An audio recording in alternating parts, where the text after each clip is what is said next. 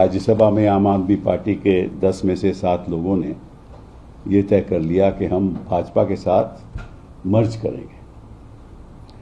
अब शायद ना भाजपा को और ना इन 7 लोगों को संविधान की ज़्यादा समझ तो मुझे लगती नहीं, क्योंकि इनको खुद नहीं पता होगा कि मर्जर का मतलब क्या है। इतना इनको पता है कि किस तरह से किसी को खरीदना है, किस तरह से लोभ देना है, इस पे तो उनकी पूरी जानकारी है। लेकिन संविधान के मुताबिक ये सही है या गलत है, असंवैधानिक है या नहीं, मैं समझता हूं कि ना इनको मालूम है, ना भाजपा को मालूम है, ना उन लोगों को जो इसमें सहमति देंगे। अब मैं आपको मर्जर की बात बता दूं। पहले तो आपको मालूम है कि हिंदुस्तान में 1985 में 10th शेड्यूल लागू हुआ। इसलिए लागू हुआ कि एक दल से लोग दूसरी दल में जा रहे थे और फिर वहां पद ले रहे थे। तो फिर लोगों ने सोचा, पार्लियामेंटेरियन ने सोचा कि कॉन्स्टिट्यूशनल अमेंडमेंट करके इसको रद्द करना चाहिए। मतलब कि जो ऐसा काम करे, वो आया राम गया राम कहते थे उस समय, जो ऐसा काम करे उसकी जो नागरिकता, उसकी जो मेंबरशिप है वो रद्द होनी चाहिए। तो फिर उसमें 2 प्रावधान रखे गए। एक तो अगर पार्टी स्प्लिट करती है, मतलब कि अगर मेरे 99 लोग हैं कोई भी पार्टी के, और उसमें 1/3 ये तय कर लें कि हम अलग होने जा रहे हैं, हाँ, तो वो अलग हो सकते हैं, लेकिन 1/3 होने चाहिए। फिर होता क्या था कि पहले 10 लोग करते थे स्प्लिट, और उनके खिलाफ अगर पिटीशन डाली जाती थी कि गलत है, तो स्पीकर फैसला नहीं करता था, क्योंकि स्पीकर तो उन्हीं का होता था जो सत्ता में है। फिर 10 लोग और स्प्लिट करते थे, फिर 20 हो जाते थे, फिर भी 33 नहीं होते, फिर भी स्पीकर फैसला नहीं करता था, फिर 13 और हो जाते थे, फिर स्पीकर कहता था ठीक है। तो ये मामला चलता रहा, और फिर मेंबर ऑफ पार्लियामेंट सरकारों ने सोचा था ये बिल्कुल गलत हो रहा है, मतलब कि उस समय इसको डिस्क्वालीफाई होना चाहिए, और फिर सुप्रीम कोर्ट की जजमेंट आ गई। तो जो 1/3 का जो प्रावधान था स्प्लिट का, वो रद्द कर दिया, उसको निकाल दिया 10th शेड्यूल से। अब एक और रह गया मर्जर का। अब मर्जर का क्या मतलब है आपको मालूम है? मैं कहूं कि साहब मैं मेंबर ऑफ पार्लियामेंट में कहूं मैं बीजेपी में मर्ज हो सकता हूं, ये तो नहीं हो सकता ना, ऐसे तो कोई भी मर्ज कर देगा। तो संविधान में लिखा है, 10th शेड्यूल में लिखा है कि सबसे पहले पॉलिटिकल जो राजनीतिक दल है उसको फैसला लेना होगा कि हम इस पार्टी के साथ मर्ज कर रहे हैं, ठीक है।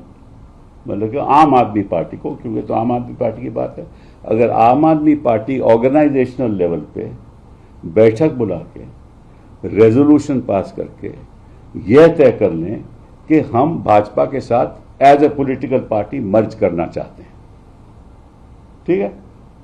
एक दूसरे किस्म का मर्जर भी हो सकता है कि मैं और एक और पार्टी मिल जाएं, हम दोनों कहें कि हम मर्ज करना चाहते हैं, दोनों रेजोल्यूशन पास कर लें और नई पार्टी बना लें, ठीक है।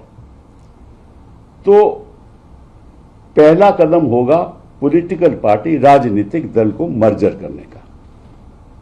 फिर बात आएगी कि जो सांसद में रोट बैठे हुए हैं, सांसद में है, जो संसद में बैठे हुए हैं सांसद लोग हैं, उनका मर्जर कैसे होगा?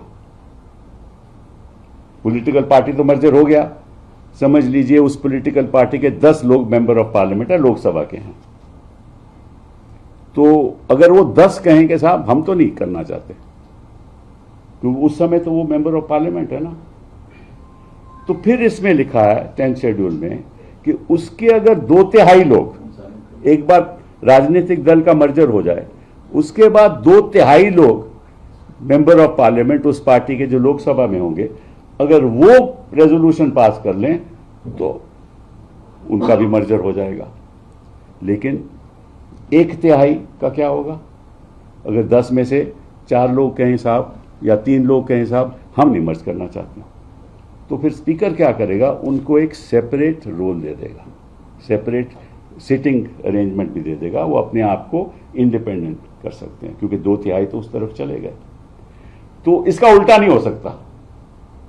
मतलब पहले 2/3 राज्यसभा में या लोकसभा में मर्ज कर जाए, वो तो हो ही नहीं सकता, क्योंकि सबसे पहले तो पार्टी मर्ज करनी पड़ेगी। मैं आपको अब पढ़ भी देता हूं ताकि आपको समझ भी आ जाए जो मैं कह रहा हूं। ये संविधान में लिखा है, वो मैं सरल तरीके से आपको समझा देता हूं। ए member of a house shall not be disqualified under paragraph 1 of paragraph 2. Paragraph 1 of paragraph 2, where his original political party merges with another political party. मतलब कि एक पार्टी दूसरी पार्टी से मर्ज कर जाए तो वो डिस्क्वालीफाई नहीं होगा। So a member of a house shall not be disqualified under paragraph 1 of subparagraph 1 of paragraph 2, where his original political party merges with another political party, and he claims that he and any other members of his original political party have become members of such other political party, or as the case may be, of a new political party formed by such merger. मैंने समझा दिया। आप दूसरी party में चले गए या नई पार्टी बना ली, मैंने उदाहरण दे दिया आपको, ठीक है। पर पहले पार्टी का मर्जर होगा। Have not accepted the merger and opted to function as a separate group. उस पॉलिटिकल पार्टी में भी अगर मेजॉरिटी कहे कि हम मर्ज करते हैं तो मर्ज कर लें, माइनॉरिटी के हम मर्ज नहीं करेंगे तो वो भी सेपरेट ग्रुप होगा, वो अपना नई पार्टी बना सकते हैं, ठीक है ना। और उस नई पार्टी में जो मेंबर ऑफ पार्लियामेंट है वो कह सकते हैं हम नई पार्टी के साथ जाएंगे, हम पहली मर्जर से नहीं मानेंगे। आगे पढ़िए। And from the time of such merger such other political party or new political party or group, as the case may be, shall be deemed to be the political party to which he belongs for the purposes of subparagraph 1 of paragraph 2 and to be his original political party for the purposes of subsection. मतलब अगर मर्ज बन जाओ तो आप नई party के आप सदस्य बन जाओगे, ठीक है। या बीजेपी में चलेगा तो बीजेपी मेंबर बन जाओगे, जैसे होता रहा। फिर for the purposes of subparagraph 1 of this paragraph, the merger of the original political party of a member of the house shall be deemed to have taken place if and only if not less than 2/3 of the members of the legislative party concerned have agreed to such merger. तो फिर आएगी बात, एक बार party merge कर गई, फिर आएगी बात कि भाई मैं तो मेंबर ऑफ पार्लियामेंट हूं, मैं तो आम आदमी का मेंबर था, पार्टी तो मर्ज कर गई बीजेपी में, तो मेरा क्या होगा। तो अगर 2/3 असेंबली मेंबर ऑफ पार्लियामेंट कहें कि ठीक है हम बीजेपी के साथ जाएंगे तो हो जाएंगे, लेकिन 1/3 कहेंगे हम नहीं जाएंगे, तो सेपरेट ग्रुप हो जाएगा। तो पार्टी का भी सेपरेट ग्रुप हो सकता है, मेंबर का भी सेपरेट ग्रुप होता है। अब यहां क्या हुआ कि राज्यसभा में 7 मेंबर आपके 2/3 मर्ज कर जाते हैं बीजेपी, तो सबसे पहले मर्ज कर ही नहीं सकते,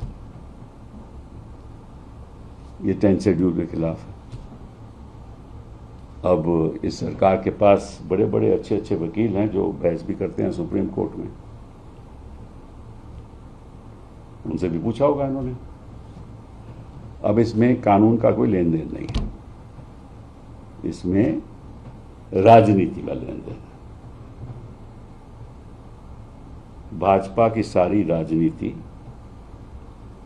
आज उस मुकाम पे है जहां हर असंवैधानिक काम हिंदुस्तान के इतिहास में जो कभी नहीं हुआ 2014 के बाद हुआ।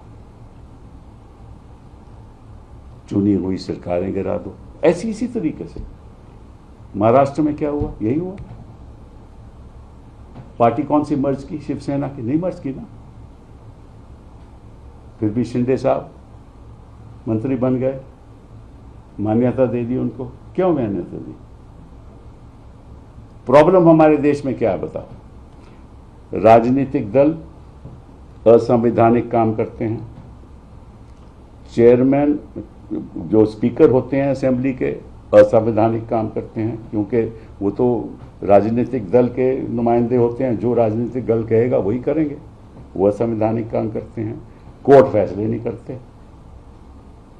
सालों साल फैसले नहीं होते, और फिर हमें आरोप लगता है कि हम बयान क्यों दे रहे हैं। हम सही बात करें तो आप लोग उसको चलाते नहीं हो, और जो गलत बात करते हैं आप 24 घंटे चलाते हो। यह अब मीडिया की राजनीति है।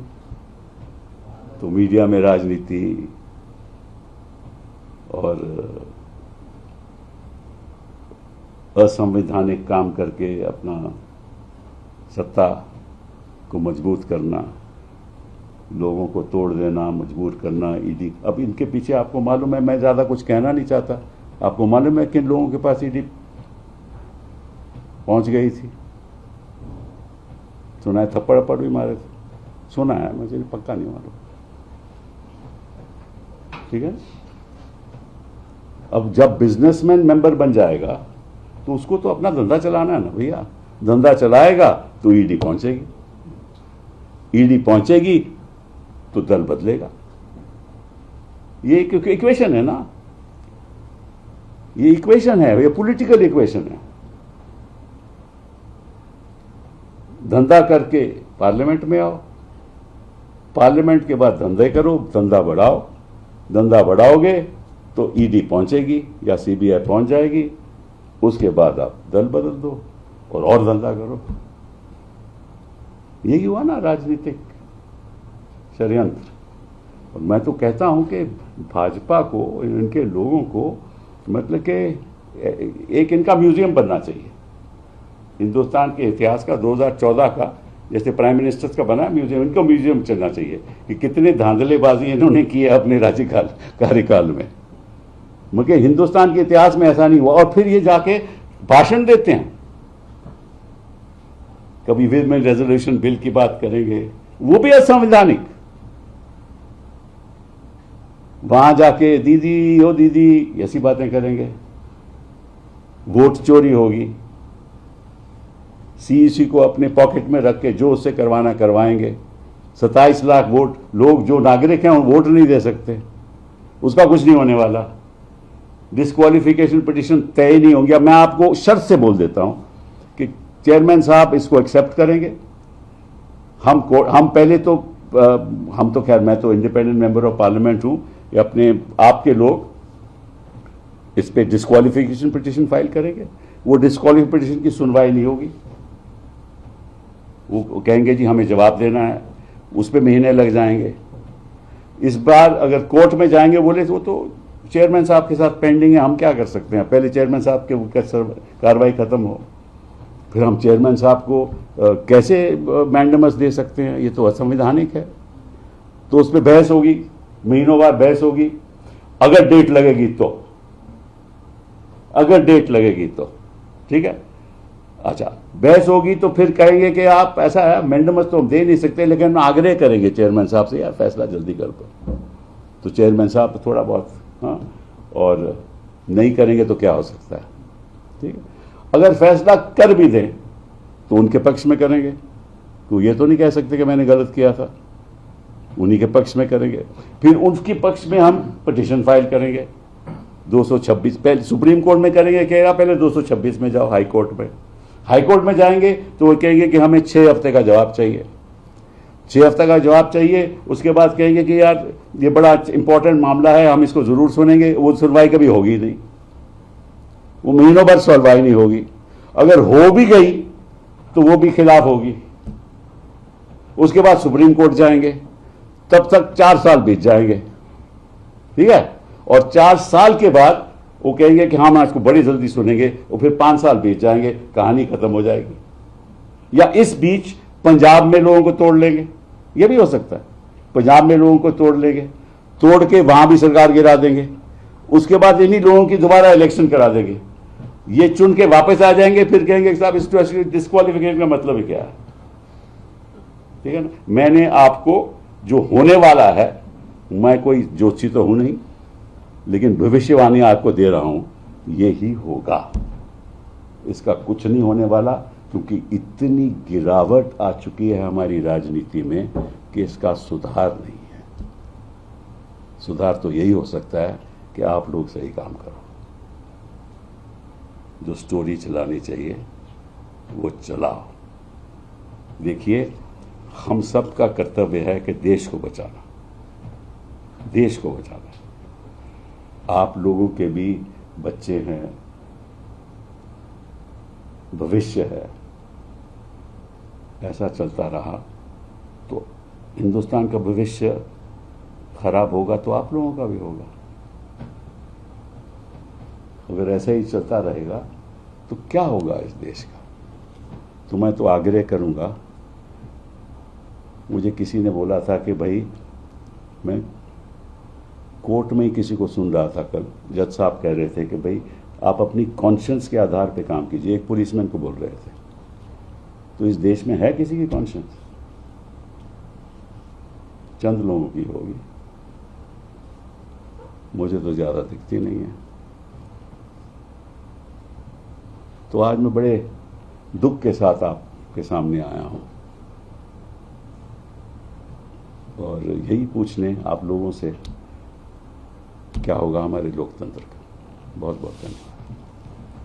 So, could you brief us in English as well? Sure. Because, there are sources are indicating that the chairman has accepted the letter of resignation. As I told you, मैंने भविष्यवाणी पहले ही कर दिया. I told you that's bound to happen, and I can brief you. The constitutional, the 10th schedule to the Constitution was enacted in 1985 and came into effect on the 1st of March 1985. And the reason for that was that at that point in time, there was what is called the disease of Ayaram Gayaram. Means that one person with one political party would shift to another political party, and there was no law debarring it. So they decided, let's have a 10th schedule, let's amend the constitution, bring about a law so that people can be disqualified if they do such a thing. That law was brought, and a political party could file a petition against a member of their own party if he violates that law. And what is the violation? If he joined a political party without being 1/3 of the members of that party in that house. So under the law of the 10th schedule, if 1/3 of a political party, say there are 99 members of one party in the Lok Sabha, if 1/3 split, then they will not be disqualified. Those 1/3 will not be disqualified under the law. That was given, that protection was given. But what used to happen was that first 10 would split. Then when a petition was filed, the speaker would not take a decision. Then another 10 would split. Then also he won't take a decision. Then another 13 would split, then he will say it is fine. So this way the law was being misused, as it has been done, on several occasions in the past. So then Parliament decided, let's get rid of this concept of split. Let's retain the concept of a merger, which was the second ground for disqualification, namely that if I merged with a party, if a member said I want to join the BJP, that can't be a merger. Merger will only happen under the 10th schedule if 2/3 of the members of that political party in a resolution of the organization of that party decides to merge with another political party, right? Then supposing Aam Aadmi Party said we merge, in a resolution said we want to merge with BJP, and 2/3 of the organization at the organizational level they pass a resolution, then the merger will take place, right? But if 2/3 don't, then the merger will not take place. They can also do another thing, that two parties can pass resolutions for merger with each other and form a new political party. So if that happens, there can be no disqualification. Now what happens if 2/3 agree and 1/3 does not agree in the organization itself? That 1/3 is entitled to set up a new political party, no problem. So 2/3 will merge, whoever wants to merge, and 1/3 will set up their own political party.